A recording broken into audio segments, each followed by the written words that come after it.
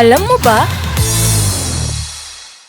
Akala nyo, hip-hop lang ang usong sayaw, pero bago pa naimbento ang loudspeakers at beatbox, may mga taong nagpapasikat na sa pamamagitan ng pagsayaw gamit ang sapatos.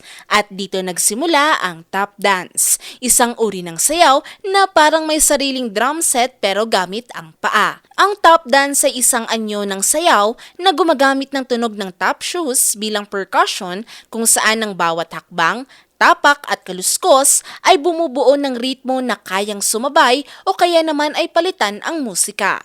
Ayon sa mga historian, nabuo ang tap dance noong kalagitnaan ng 1800 sa United States, bunga ng paghahalo ng African rhythmic stepping at Irish step dance na dinala ng mga immigrants. Nagsimula ito bilang paraan ng pagpapahayag ng kultura at pagkakakilanlan, lalo na ng mga African Americans. Noong panahon kasi na iyon ay pinagbawalang gumamit ng traditional na drums, kaya umisip sila ng ibang paraan para magpahayag ng kanilang saloobin.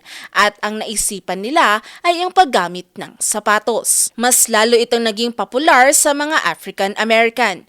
Malaki rin ang papel na ginampanan ng mga performer ng vaudeville at minstrel show na nagpakilala at nagpalaganap ng sayaw na ito sa mas malawak na publiko. Pagsapit ng early 1900s, lalong sumikat ang tap dance sa mga entablado at pelikula.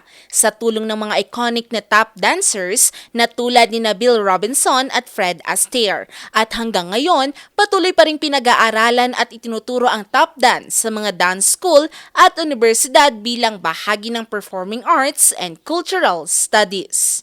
May gusto ba kayong malaman na trivia? I-comment na yan at ito ay aming aalamin. Ngayon, alam mo na!